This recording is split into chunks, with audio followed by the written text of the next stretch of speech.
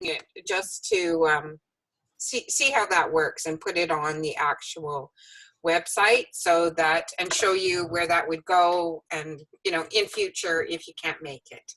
Okay. Okay. So that would be a confidentiality question, Diane. Are you putting that on the public website? No. And you each got access to the course, right? Yes. I haven't looked at it yet. I haven't either. One of the things I'm going to do with you right after we do a little introduction for each other is take you through that site and show you where everything is and how we'll be using it. Okay. Yeah, I thought you were going to do that. So Yeah. So this one is, we won't actually start lesson 1 till next week. This is kind of more of an intro. We'll be reading the intro from Relationships. Every relationship is a lesson in love. We'll be looking at a couple of quotes. We'll be looking at the website, where everything is, maybe looking at what will be coming up for next week. So if you want to pre-prepare, you can. Okay. But there's no need to pre-prepare because we're going to kind of do it all here anyways. And there will always be some journaling or some exercises that you can do. So you can always look at those ahead of time and, think about them. Sometimes people like to know what's coming up.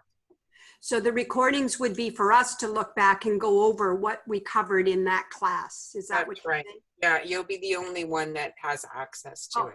Fabulous.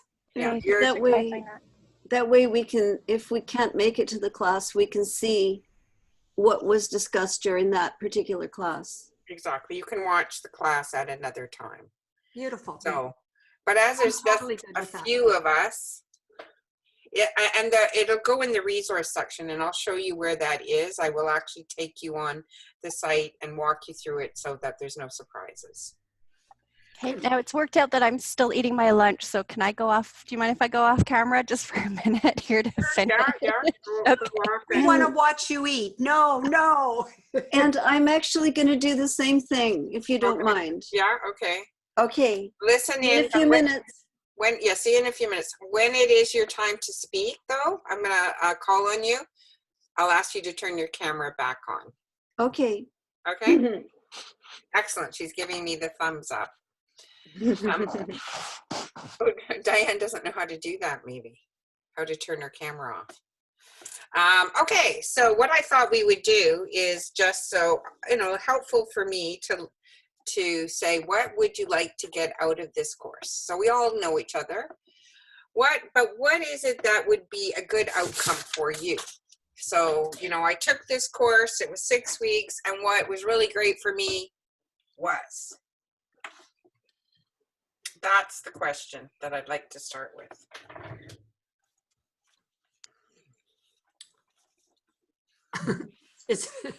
Isabel saying miracles. Miracles. He likes the miracles. Well, I'll give you my 6-step. It's in the resource section, 6 steps to more miracles. But yes, we all want more miracles in our life. And a miracle just being a change in perception. And really, that's what this course is actually designed to do, help you work on changing your perceptions about certain ideas. So, yes, Isabel. I think with me, it's to have more equanimity with my relationships and not become so invested in them that I become have emotional reactions to things that are really not supposed to be all that emotional. Yeah. Yeah. That's a good one. So how would we put that down, Laurel? Not so invested in the relationship, actually. I think in the yeah, the control thing, right? So it's letting go. Okay, letting go of control.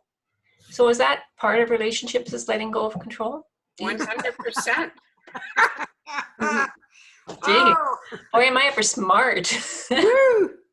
You are really smart. It's right up there at the top. Letting go of control. Yeah. Because we're just trying to control relationships. Why, do you think? Why are we trying to control a relationship? I think for me, because in my previous relationship, and I'm talking significant other relationships, I clearly was not the one in control. Hmm. So this was my do-over, you see, when I lost Fred, it was my do-over. And I found that I became much more assertive.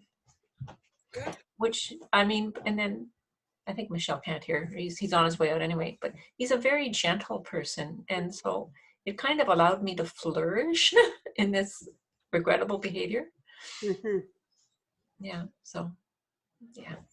Anyway. Which isn't a bad place to start, is it? Because it lets you get your feet under you. Yes, for sure. I'm totally feel very self-reliant and in myself and secure and that sort of thing, but it comes at a cost. Yeah. And what is that cost for you? Guilt. Guilt. Oh, okay. Cost is guilt. Well, guilt is another big thing that we're going to look at, right? Because, I mean, it actually horrified me when I read in the course, and I couldn't really deal with it for a very long time, that it says that this physical world is built on guilt. Mm-hmm. The very foundation of it is guilt. Yeah. And, it's just so out there to me. It's such an out there thought. I mean, I understand it from the course's perspective, because it's the guilt that we have in separating from the source, our source, that's deep down, that we're constantly trying to run away from and hide. Yeah. But that seems so far removed from the present person, whatever age Laurel and I are, or you are, to be viscerally connected to that guilt at that very beginning point. I think that's a huge. That's so buried underneath the subconscious. What we can really do is point at it and see it through our behaviors. Yeah. So when there is a section I was maybe going to read with you today that looks at, that exact idea, that the guilt, which is so deeply buried, we're constantly trying to project it outwards onto other people. We don't know why we're doing that, but that is the source of that. So when we find ourselves throwing blame, playing the blame game, that's just a good indication that we could start digging for it. Because that's what we see. Lynn says, how can we connect to it? Well, we can connect to it by what we see through our behavior. Yeah. Our behavior is our indication that that's running at a deeper level. Yeah. Okay, well, Lynn, how about you? What I would say is I would like to clear more of my desire to be special in any way. So I think it can be, I want to feel special as a friend. I want to feel special as a housemaid. I want to feel any sense of specialness. I do now see is a destructive trap. That's what my ego wants, to prop itself up. And so I just think being immersed in these ideas helps me breathe them in, soak them in. And the more that I can, you've used the metaphor, Diane, of sifting finer and finer. Like maybe it's not super obvious on the surface, but there's subtle ways that I can feel that desire. And I just want to keep letting go of that. Yeah, I think that's great, Lynn. I think that all of us could really, work on that, because we all want to be special. I mean, it's just part of the, It seems so normal, but I now code it as not healthy. It is normal. It is normal in the world, but I don't code it as, because I don't feel free. No. I know And we can work on some exact exercises around specialness. One of the ways to start getting out of specialness is to stop dyadding. Who? Stop dyads. Oh, Stop diet. one-to-ones. I thought you said dieting, so I was getting Me excited. too. Stop dieting. Not to. That's the way you are. You no need for dieting. This is going to be a really popular course if we Yeah, nail no this. need for dieting. We love Diane's no need for dieting platform. Okay. Yeah, but the one way we keep control and we keep specialness is creating relationships that we don't break into triads or larger. We try and keep things small to control. Okay. And so when you start to invite other people in and you start to triad or more, you start to get out of the I and you and in more to a we and a more of a unity consciousness. So that's just a little quick tip. Hey, I got that from Tribal Leadership. Yeah. Yeah, that was definitely one of their ideas, was to really watch the dyadding, just the one-to-ones. Okay, so Diane, how about you next?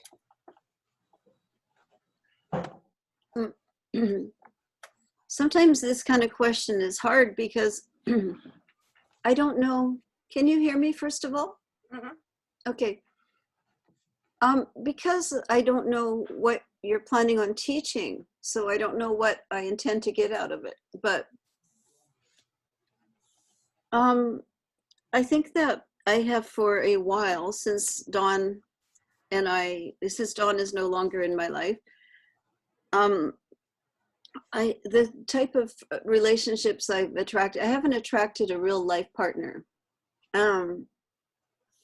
I've had in my life different relationships that were not ideal or harmonious, or I wasn't special to that person. That's again the special thing. Mhm. In a partnership, I do believe we'd want somebody who is happy to be with us and that we're happy to be with. And I haven't found somebody who is available or compatible since Dawn and I broke up, or died, since Dawn died. Since Dawn is gone from my life. So that is something in me, like, I guess part of the thing is I want to learn to just be totally happy even without that. I want to feel that I don't need that in order to be happy, but I'm still feeling kind of lonely and unhappy. Okay, that's really good. Yeah. That's just shifting from, I think that's a really, really important one. I think that for myself, I can only speak for myself, that I did not find a really, compatible relationship until I gave up the need for the relationship to fulfill me. Yeah, because whenever you're looking for the relationship to fulfill you, it's immediately a need. Mm-hmm. And once you have a need for someone else to give something to you and then they don't give it to you, it's an immediate cause for unhappiness. It's just like, that's the recipe. So we'll really be looking at that, needs, and how we can shift them. Because really, mostly we need to get it from ourselves. Exactly like you said, Diane. We need to build that capacity. And Isabel, how about you? What came to mind hearing other people, I wrote miracles because I feel just very open and just ready to receive and grow as this course goes along. But what came to mind for me is, not like doing a lot of comparing and not feeling special enough in other relationships, and maybe in particular professional relationships, or you know, even just my own relationship with, even just with motherhood and not having successfully become a mother. So like just, you know, comparing with other people and just not feeling special enough, which, you know, I think this is also the same thing where developing, you know, peace and contentment within myself will be important, but just, you know, I haven't been like a full-time corporate executive, but I'm in professional environments, so I feel a bit of imposter syndrome. I'm not special enough because I haven't done these things in this little box. But, you know, so I think there's just been, for me personally, a lot of comparing in some different ways, and I put other people on a pedestal as being more special or deserving of even being in an environment than myself. So I think that's something I've grappled with that Yeah. came up for me in this conversation. Yeah, absolutely. And I have something on comparison for today too. So that's, it works in well. And for myself, what I'd like out of this relationship course is I'd like feedback from you guys as to what's working, what isn't working. I'm using this really as a test run, dry run, you know, Beta. beta test, whatever, to see, you know, did it work for people? Did it not? What parts worked and what parts didn't? So feedback is really what I'm looking for. And also, of course, I'm looking at working on my own stuff too. I'm working at, you know, comparison is a good one. I wrote the other day in another course, somebody asked, what is it that you want to get rid of? And I said comparison, because I think it's just, it's deadly. When we start to look at, well, you know, they had 3 children and I didn't, or, you know, they make this amount of money, I don't, you know, all that kind of stuff is just a setup for unhappiness. I know it is for me, but it doesn't stop me from doing it. You know, other people seem to be able to manage the technology so easy. What's wrong with me? You know, that kind of stuff comes up for me a lot in other classes that I'm involved in. So, okay, so all of that seems really good. So I think what we would do now is I would like to share my screen. Oh, we've got a chat there. Yeah, feel free to comment in the chat if you'd like. I am going to just share my screen here and show you. Diane, can I interrupt for a sec? Yeah, please. I'm having a lot of technical issues with connectivity to Zoom and other platforms right now. So if I disappear, I'm coming back. I just have to figure it out. And I just haven't had time to go to Shaw and say, is there something better I should be doing? Okay. So sometimes I'll turn my video off if I think my internet is unstable. Yeah, okay. Thanks. All right, okay, so I am going to share my screen. Hold on. Oops.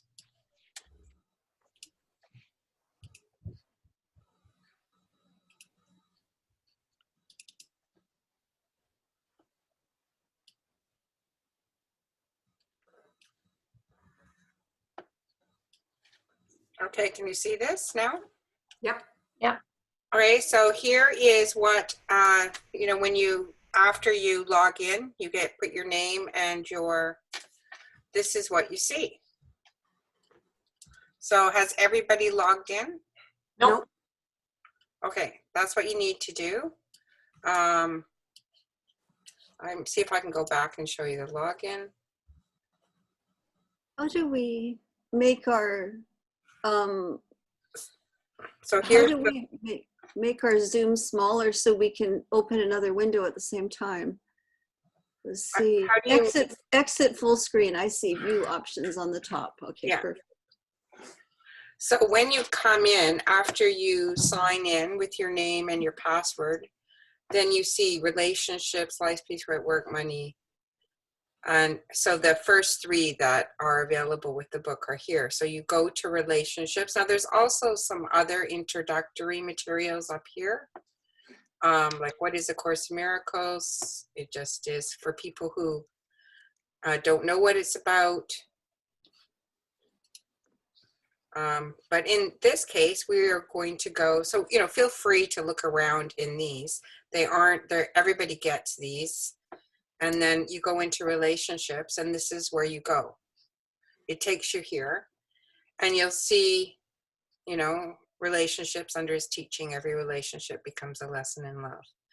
And what you'll learn in this module, you'll see there's lesson 1, which will start next week, lesson 2, 3, 4, 5. And we're actually going to be looking at the review this week. So I'm going to open up the review. Where is love? The review, or actually really the introduction in this case. So we're going to read this together, and it talks about special loves and special hates, the holy relationship, and how do we find salvation. And then you'll see down here recommended resources. There's Monday Miracle Moment quotes, free download, Course in Miracles, what is it? Download about a Course in Miracles study group. So that's about how to set one up. And then the 6 steps to create more miracles in your life. So those are all just free resources. And I'm going to put the video in this resource section. So that's where you would go and look for it. Okay, so it would be, in this case, today's video will go in this section. When we do lesson 1, at the bottom of lesson 1 will be the resource section, and the video will go there. Okay, make sense? Yep. So in here we have read, if we have discuss, exercise, journal, and meditation. You see, for this one, it doesn't have it. But if we were to go back to say lesson 1, which is the one we'll be doing next week, there's a video, there's what we're going to read, there's the resources at the bottom, then there's discuss, the quotes we'll be looking at, the exercises we will be doing, the journal recommendation, you know, what we're going to journal, and then finally a meditation. So each section has that. Okay? And are we doing all of those in the class together, or some of those are after? The journaling is after. Otherwise, we'll read through all of it every week. Whether or not you actually journal will be up to you. And I always say to people, it's just as interesting if you choose not to do it as if you choose to do it. There's as much information in not following through as following through, because then you get to take a look at where you're blocking yourself, perhaps. And especially, you know, the Course says it's about removing the blocks to the awareness of love's presence. That's what the whole Course is about. So if we don't do the journal work, we might want to look at why. What are we trying to block? What are we trying to not look at? Or what are we just blocked about? We just can't come up with anything. Okay, so I am going to start reading this section because it kind of is an introduction and just a reminder. You guys all know about it, but I think it's good to remind us what is special love, what is special hate, what is a holy relationship. So it sets the foundation for the Course. So can you see? That's in the review. Can I see it? I mean, it's not in lesson 1. It's in review, which is before review. Lesson 1. It's at the bottom. So if I go back. Okay, I see. Oh no, not lesson 6 review. Yeah, it's right lesson here. 6 review. Yeah. Okay. Thank you. I love that you can track your progress as well. That's great. Yeah. You For can the talk. achiever in me, I like to check things off. So I love that. Make it as lesson complete. Yes, you can make your lesson complete here. Where did you see that, Isabel? Sorry. Right under review there, that purpley tab. Here? Yeah. Oh, Mark Mark is lesson complete. Oh my. And I think there was a tab also indicating how far along you are. What is it? Yeah. 0 out of 6 on the first page. I don't know. I go for that. I love it. Here, your progress. It will mark it up here. Yay. Yay for all those who love to be marked. Or to just, you know. Achievement. I was achievement. moving along. I'm on the other end of the scale. Okay, so here we go. So, and this is from the book. Everything I'm going to read is from the book. So you can always grab the book and review it, but there's no need to actually have the book because I put it all in here. So the whole world is searching for love. We all want it. We all need it. And that's the problem. We don't recognize that we are it. We are love. We cannot lose it. Love isn't a thing that can be lost and found. But we can forget about it and block it from our minds. And that is literally what we have done and continue to do. So love is actually, love just is. Love is. It always exists. It doesn't alter or change. That's why it's considered to be real, because it's part of the eternal. So how do we block? We block love from entering our conscious minds. How do we do that? We focus on fear, ego-based thinking. Our minds and our thinking are all tied up in fearful thoughts. We all know the lonely refrain of our ego thoughts that goes something like this: the last person I loved hurt me. I gave everything to that relationship and I'm still hurting. Love hurts. Love is painful. So we give love these qualities from our past. Fact is, love just is. Love is not painful. Our thinking about love is what is paining us. So it's how we're thinking about it, not the actual thing itself. Love just is. It always exists. It does not change or alter. But we decide whether or not we will let the light of love into our thinking.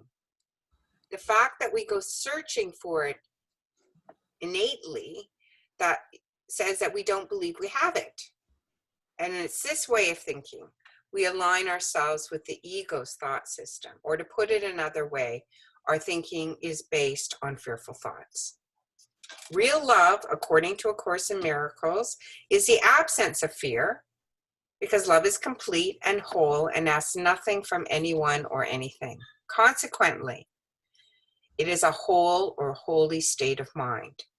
According to A Course in Miracles, this whole or holy state of mind recognizes the authority of God so completely that it relinquishes all psychological attachment to anything that is not God.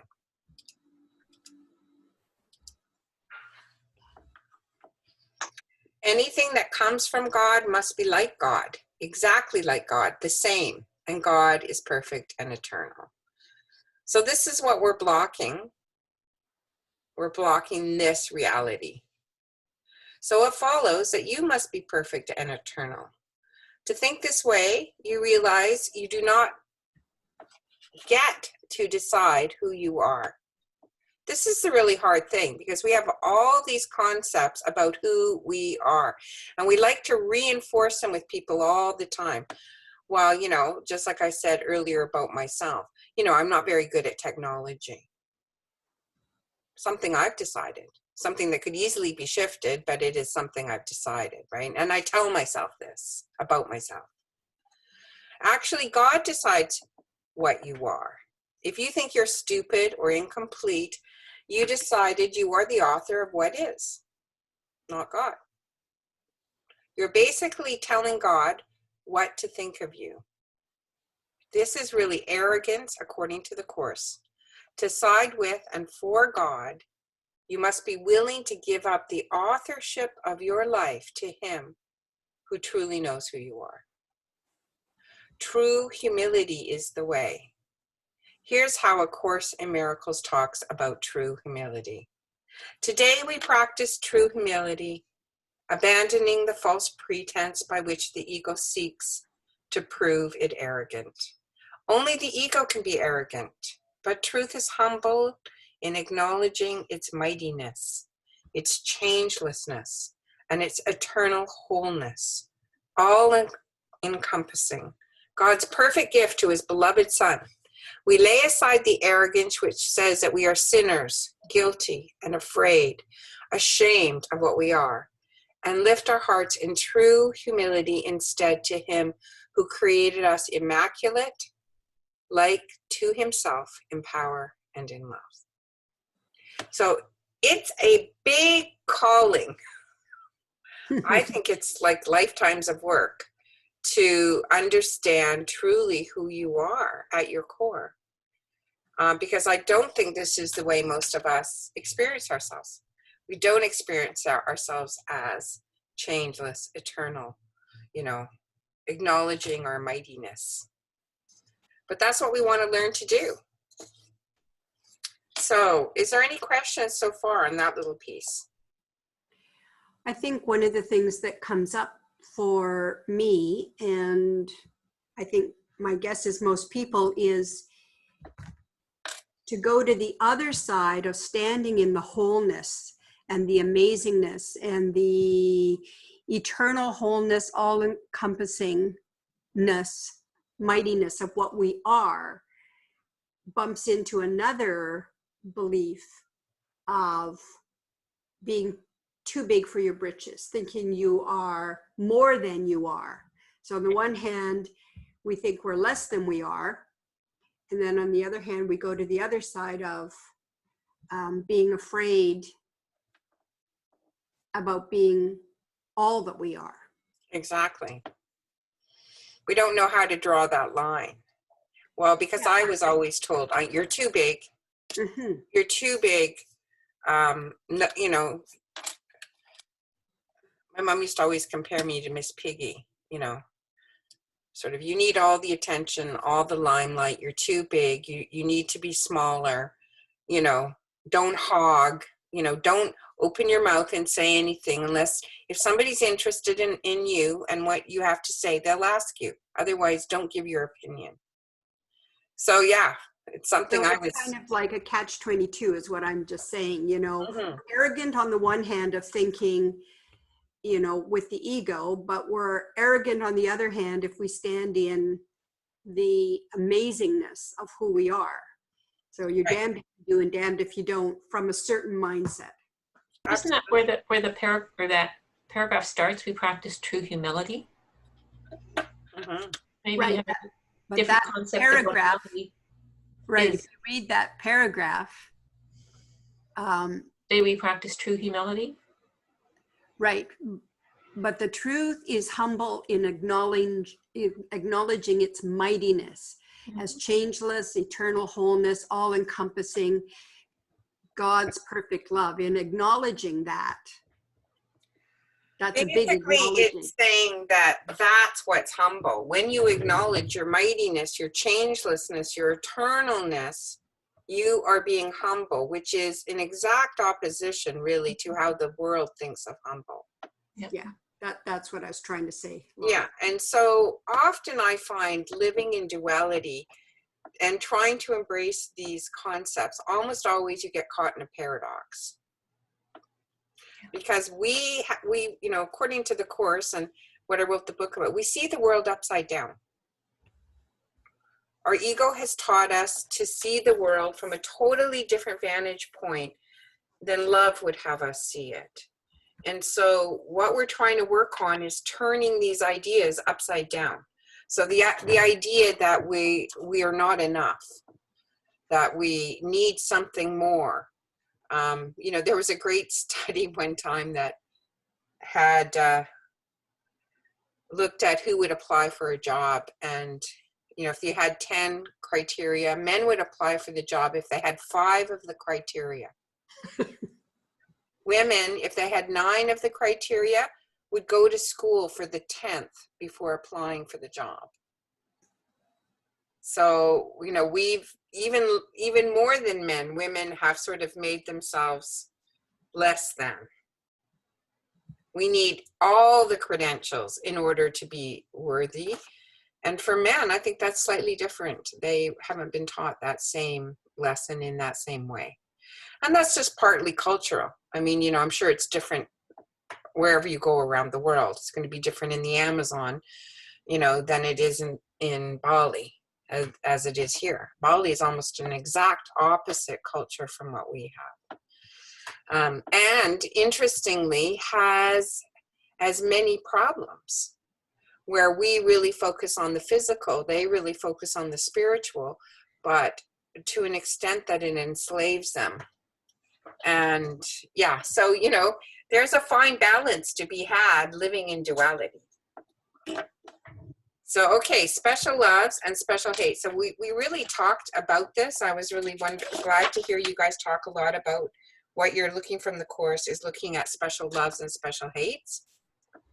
So we'll quickly read through this. Most of our physical expressions of love here on the physical plane are what the course calls special love. This state of mind creates idols. We judge people as special, as having what we want. So we idolize a certain person or a teacher or a relative. Then we want that person to like us and accept us, to live with us, to marry us, to love us, whatever form fits our fantasy. Underneath these fantasy thoughts, we believe we are incomplete and we need this person to make our lives more complete. In short, we believe our personal special needs are to be met by special people with special attributes. We call this love. And there's hundreds of romantic movies that reinforce this concept. And I'll be watching all of them on TLC as the Christmas season approaches. And Hallmark does one movie after another 24/7 on people seeking love and finding special love, the special one, right? Mhm. So what we are forgetting is that real love is not needy. It's one of the things love is not. Real love is not needy. Special love is needy. Special love takes one person and splits them away from the whole group. It says this one person is it. They have it. They're the love I need. And if we don't feel this love to return to us, we make ourselves unhappy. Because we've decided it has to come from this person, and usually we start to make up all kinds of stories about how that needs to be delivered. Special love suggests that we are not whole and that someone else will have something that will fill us up and make us happy. This needy type of love can be strangling to another person because deep within we all know we can't fill up anyone else. Most of us cannot even make our own selves happy, let alone someone else. This awareness may not be conscious, but it is the reason we run from clingy and needy relationships. Deep down, we know we cannot be their saviors, and we do not want the job. We know we will fail and that it may turn ugly. It may turn into special hate. Oh. And what is special hate? The Someone state we of once loved. mind, sorry? Someone we once loved. Someone we once loved that we now hate. Or we idolized and they fell off the pedestal, or, whatever. So this state of mind creates enemies. We judge some people as not having what we want. So in the first case, we judge people as having what we want more of it. And in this case, we judge people as not having it. We do not see their behavior as loving. We feel attacked, criticized, not seen, not appreciated. Pick whatever one you want. So we decide this is a person and an experience we do not like. We often hate the person. We confuse the person with the behavior and we create special hates. Most people know love gone wrong. Me.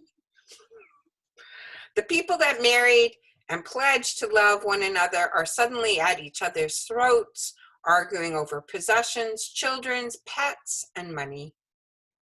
People we love become people we love to hate.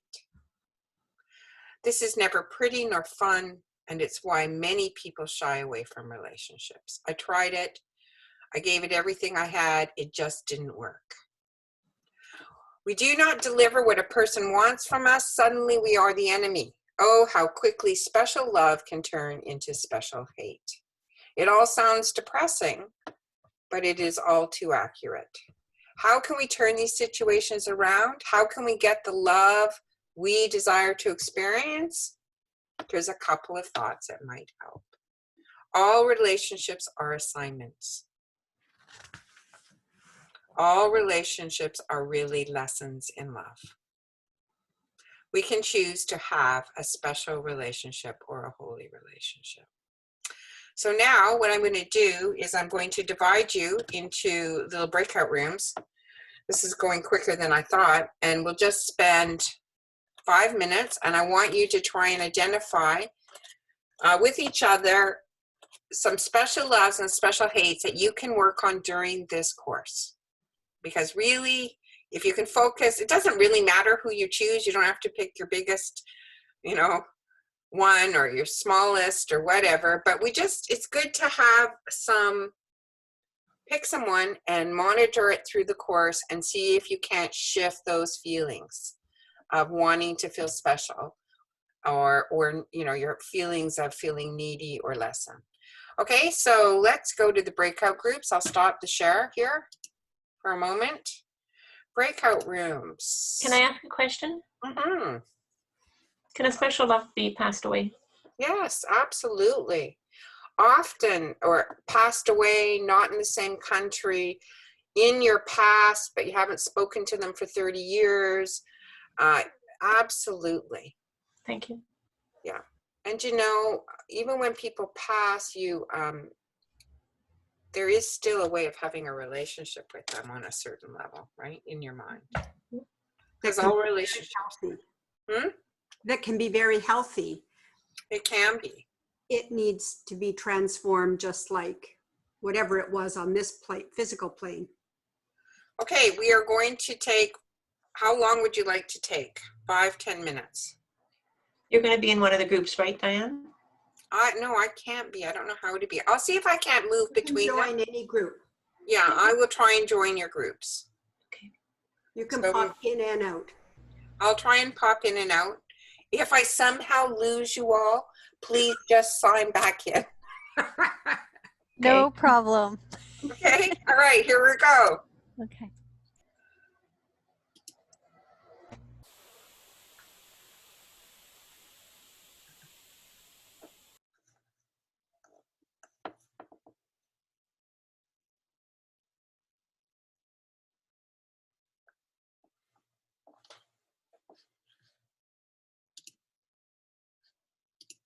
Assignment. Well, Sorry, Diane, could you just review what's the assignment? The assignment is to come up with a couple of special loves and special hates that you might Examples. look at in the course. So at least one for each Okay. category. Okay. So that you're currently maybe working on, or at least you'd be able to look back at the end and use it as sort of a measuring point for yourself. So for me, Okay. my special love I wrote down for myself is creative wonders.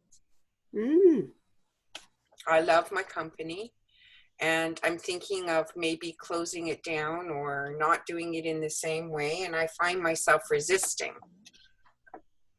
that, that transition. So that was one of the ones I wrote down that I want to work on. Okay.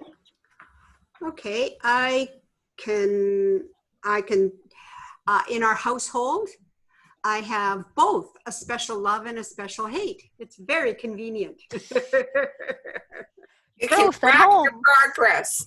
Yeah. Yeah, it's just so lovely.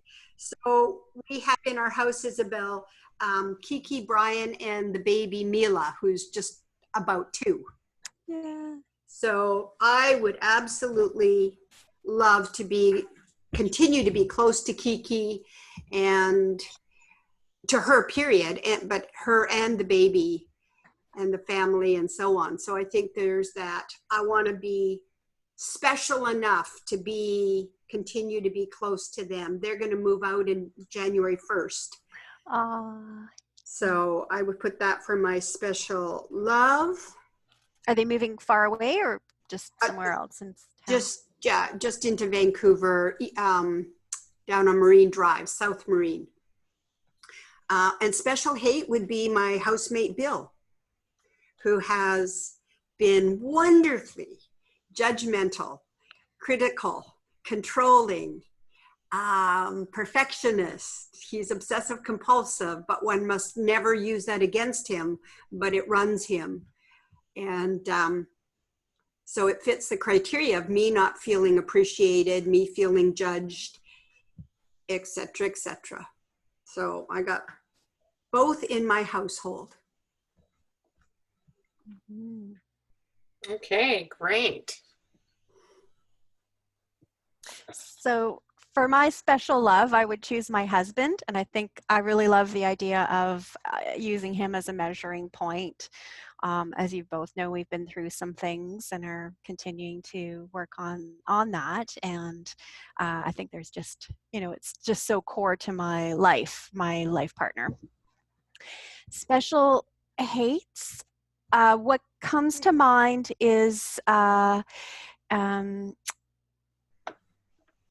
new leadership person in an organization that I'm involved with who has completely changed the culture and the environment.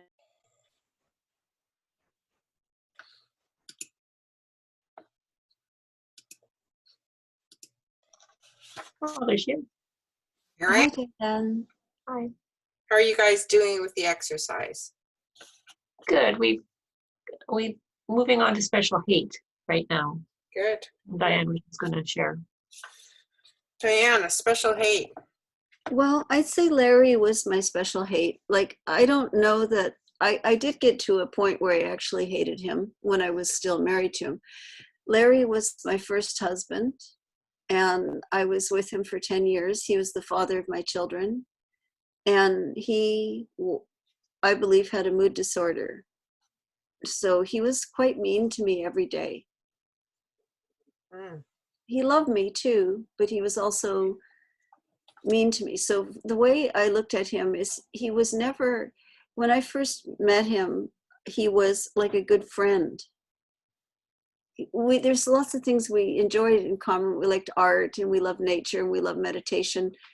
There's things we liked, but he would have been a good friend, not a husband. But I ended up getting pregnant when I was only with him for 3 months. So we stayed together, and then we had a second child later on. But I was never really happy with him because he was emotionally abusive. He was mean. He would turn mean. It's not like he was always mean. And at the end of the relationship, after 10 years, I got to the point where I actually felt hatred towards him. Mm-hmm. Mm-hmm. I was actually secretly hoping he'd get in a car accident and die when he went off to work or something, because he was just so mean. And then those thoughts, I would sort of attack myself for thinking that way. Yeah, And so then, like, then it produces guilt and yeah. And instead of acknowledging that, I was really, really unhappy because I was at that time, I'd say, passive or passive aggressive. I didn't know how to ask for what I wanted in life. So finally I broke up, and I realized that I don't hate him at all. I just wanted to be free from him. I didn't hate him, but he created a lot of problems. He tried to turn the children against me. He created a lot of problems that didn't need to be there. We could have been harmonious. We could have, but that's not the way it happened. And so for a number of years, he was very disruptive and created issues and problems around my children in my life and stuff.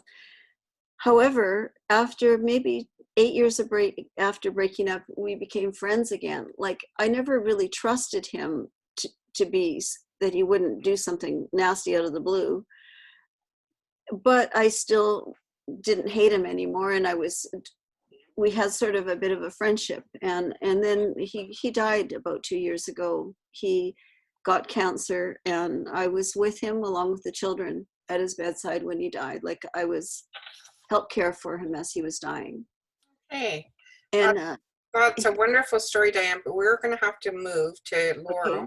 just because yes, and Laurel can share her special hate because I'm going to have to close the room soon. Okay. Diane, I don't think I have a special hate. No? I mean, I have people that come in out of my life that I have a bit of issues with, but they are not long lasting. So my question to you is, can my special love also be my special hate? Absolutely. Yeah, because you see, and I've mentioned this to Diane before, that my husband, as beautiful as he was, he had an issue liking alcohol too much, and he became a different person when he drank.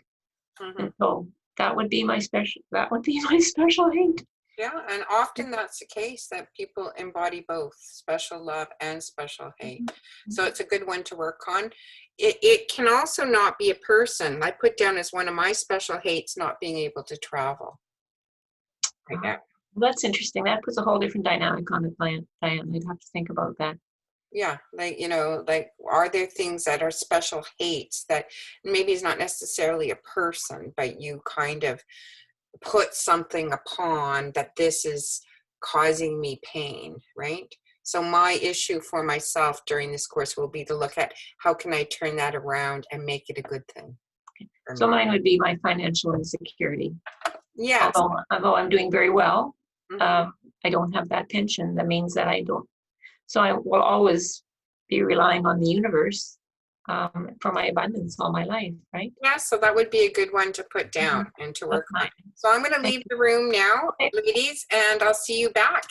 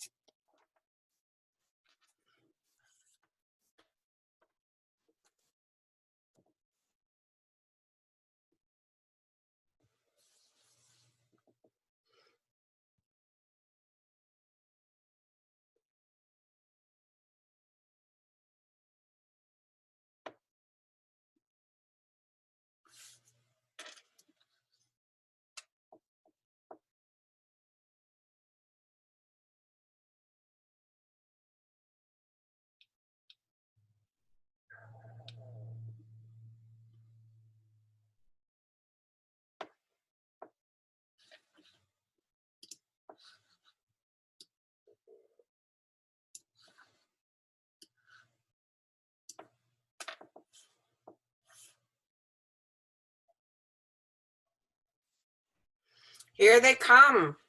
Yay, we're back. Hey, everybody. We're back from outer space. Yeah. We were at a spa. Where were you guys? Yeah, it was just so good. The massage. Oh, Oh, nice. We're in heaven. Thanks, Diane. That was awesome. We feel very special. There you go. That's exactly what I wanted you to feel. Special. I'm just so special. I'm sorry. Okay, just getting a little goofy here. I'll turn Yeah. myself off. Well, you know, I thought that did you see Lord of the Rings? Yeah. mhm. I remember the guy that Gollum. wrung his hands all the time. Oh, yes. Gollum. Gollum. Oh, precious. My My precious. precious. My precious. Right? And so one of the things we were just talking about in one of the breakout rooms is, could a special hate or a special love be something other than a person? And I was saying yes. So in that case, it was his ring. Yeah. Remember? My Oh, precious. yeah. You know, my thing. And you can also use those kinds of things. Like I put down as one of my special hates not being able to travel currently. You know, I like to blame things on that, right? Mm. Well, you know, I could go on a vacation. I would really like to go to Hawaii, but I can't travel. Yeah. You know, so I mean, I'm going to look at how can I turn that around for myself. Mm. And so anyways, I'm going to share my screen again. Okay, so now we're just going to read about what is a holy relationship. Relationships are about learning to see others as perfect love. When you meet anyone, A Course in Miracles says, to remember it's a holy encounter. What is that? A holy encounter is when we choose to see the other person as part of ourselves. We see ourselves as one in spirit. The Course says, as you see your brother or your sister, so you will see yourself. As you treat him or her, so you will treat yourself. And as you think of him or her, so you will think of yourself. It implores us not to forget this, For in this you will find yourself or lose yourself. So here's a quote about the holy encounter. God's teacher speaks to any two who join together for learning purposes. And almost always, if you read books on like Harville Hendricks or books on relationship, they almost always say we pair up to get over some past complex that was set up in us as a child. And so the relationships we pair with are truly paired for learning. The relationship is holy because of that purpose, and God has promised to send his Spirit into any holy relationship. In the teaching, learning situation, each one learns that giving and receiving are the same. The demarcations they have drawn between their roles, their minds, their bodies, their needs, their interests, and all the differences they thought separated them from one another fade, grow dim, and disappear. What do we really need to know that we have forgotten? Our brothers, sisters, family, and children are a bridge to the divine. We need to show up in relationships whole, let things be, appreciate what is, so we can experience joy and love now. So this is kind of like a little recipe. Yeah. This is a recipe. When we're feeling unhappy in relationship, it's because we've forgotten this. We've forgotten that we're whole, that we can just let things be. We can appreciate what is showing up now and not fight it. Because the minute we fight it, that's what makes us unhappy. We resist what is rather than embracing what is. When we can embrace what is, we open the door to feel more love and more joy. So salvation can be found in relationship. We block the awareness of love's presence when we look to others and not ourselves for fulfillment. We block the awareness of love's presence when we blame others for our problems. We are here to share, support, and care for each other, not to demand, insist, and criticize others when they are not showing up the way we want them to show up for us. So where does it all go wrong? It all goes wrong in the mind. We see a lack in ourselves. We want to find someone else to fill the lack we feel inside. This happens often for a time. A relationship seems to fulfill our needs. For example, in romantic love, the partner appears to be what we're looking for until time passes and we learn things about our partner or our boss or our roommate that we do not like or want. They are no longer all we imagine them to be. Romantic love is what we imagine or want people to be for us. So that might be a new definition for you around romantic love. But romantic love is usually about not seeing the person. It's usually about objectifying and projecting your needs and wants on the person, thinking they will fulfill them. That's why they say romantic love is blind, because you're not seeing the person. You're seeing the projection of what you want on the person. Instead, they show up as they are. So what happens when you're with people for a while? They just continue day after day showing up as they are. And what happens is our fantasy starts to unravel. And when this happens, what we do is often fight, accuse, blame, we manipulate, we leave, we avoid, we abuse, we hate, we cry, we scream, we have a fit, we go to fear, we overeat, we overdrink, we run away. I mean, this is just a few. It might be good to look at the ones that you do for yourself. So I encourage you in this next week to write down, here is your homework. If you want to, your journal work is to try and write down as much as you can about your special love and your special hate. And then I want you to think, what are the things you do that make you forget you're whole? It's okay. You don't have to fight the universe. It's okay. Everything's okay just exactly as it is. And so when we're not experiencing it, what are we doing? And try and articulate for yourself. So you can start to then notice what the triggers are. Mhm. Yeah. I didn't see That makes shopping. sense? I didn't see shopping on the list there. Yeah. As I say, it's a very incomplete list. Spending money, shopping, watching TV, Chocolate. chocolate. I mean, there is as many ways to make it all go wrong as there are people. And we all do a whole combination of them. But we sort of do them unique to ourselves. Not everybody's pattern is exactly the same. So this is about spending this week journaling about your special love and your special hate. Just, you know, I do what I call target audience sessions, where I write down, and I can send you the target audience sheets if you want, and you could use them. But you know, who is the person, what's their age, what's their occupation, what do they do during the day, you know, and I get to know them as well as I can, or as well as I remember. So, and then, you know, what is it about them that bugs me? Why does it bug me? What do I do when it bugs me? And, you know, no blame, it's just putting it down so that you can start to notice patterns.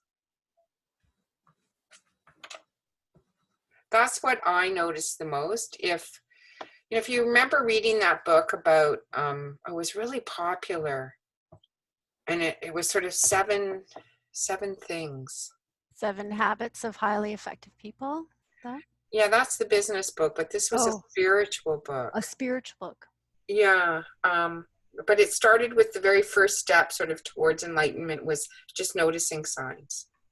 Oh, okay. Noticing signs, was it James Wyman, I want to say? Because Deepak has a book too, but you're thinking further back, something, okay. Yeah, it'll come to me. But he said the first way people often notice it is they just start to notice signs, whether it's every time you look at the clock and it's 111, or you tend to be triggered by certain types of music, or whatever it is. You start to want to, because what we want to start to do is bring up which just is happening unconscious to the conscious, and try not to judge it, because if we remember from A Course in Miracles, everything in the world is neutral. Remember we had the discussion about the masks? The masks aren't right or wrong. It's not right to wear a mask or wrong to wear a mask. The mask itself is neutral. What we do with it and what we project on it is the whole right and wrong thing. And then that's what makes us want to fight and accuse and argue and all of that. So your behaviors are not right or wrong. They're neutral. And if you can see them as neutral, you'll be more willing to take a look. It's just how we've labeled them. Okay, is there any kind of questions? And you can look around now. You can go to the site and look around, look and see what's coming up for the next lesson. And are you using the guidance of just track for now? Notice the patterns, notice what, or you want us to go to the next step of shifting them? No. Okay, just thought track not. them. Just No. track them. Yeah. Just track them.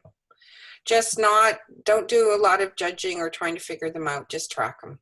Because you might find things that you didn't really notice before. Because mostly we try and fix things, right? We try and fix it. But let's just allow ourselves to be in it for a while. To end today, I was going to pull each of you a card. Now, do you have your own packs of cards? Because if you have your own packs of cards, you can pull your own. Either way is fine with me. I'd like you to pull a card for us, Diane, at least for me. Yeah. All right. Who wants to go first? We all want you to pull a card for us, I think. Okay, who wants to go first? Who wants me to pull a card first? Who do you feel like pulling a card for? Diane. Diane Zitko, I'm going to pull your card. Thank you. Okay, Diane, here is your card. The truth is true. Nothing else matters. Nothing else is real. And everything beside it is not there. I'm going to take a photo. Let's see. I'm going to give you the quote number so you can look it up in the course. Okay. Okay, so it's from text, chapter 14. And this will be your reading for this week. Text 14, chapter 2, verse 3, lines 3 through 4. But basically, that's your chapter for this week. Okay, thank you. Okay, who's next? Me. Okay, Laurel.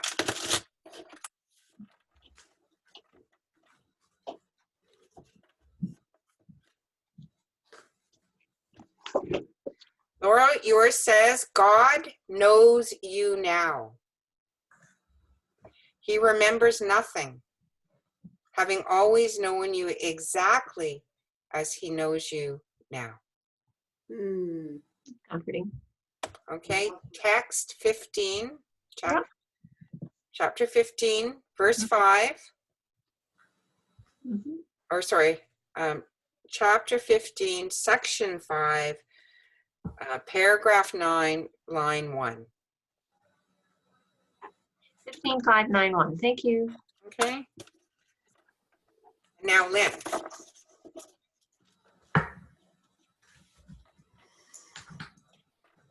Don't you love the magic of synchronicity? Mhm. I love the magic of synchronicity. Just whatever comes up is what it's meant to be. The holy instant is truly the time of Christ. For in this liberating instant, no guilt is laid upon the Son of God, and his ultimate power is thus restored to him. So again, this is text 15, chapter 10, paragraph 2, lines 1 through 3. Thank you. Beautiful. And Isabel.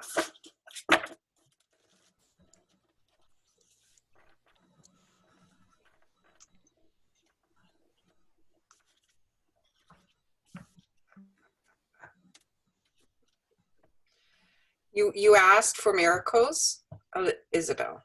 Your card says, the world is full of miracles. They stand in shining silence next to every dream of pain and suffering and of sin and guilt. I'll read it one more time. The world is full of miracles. They stand in shining silence next to every dream of pain and suffering and of sin and guilt. That's a good one. Text 28. Paragraph 2. Or sorry, section 2. Paragraph 12. 1 through 2 lines. So there you are, ladies. I've kept you a little bit longer than I should have. But is anyone needing to go this second? Pretty close. Pretty close, okay. I was just going to do a quick meditation with you. It'll just be 30 seconds. Okay. Absolutely.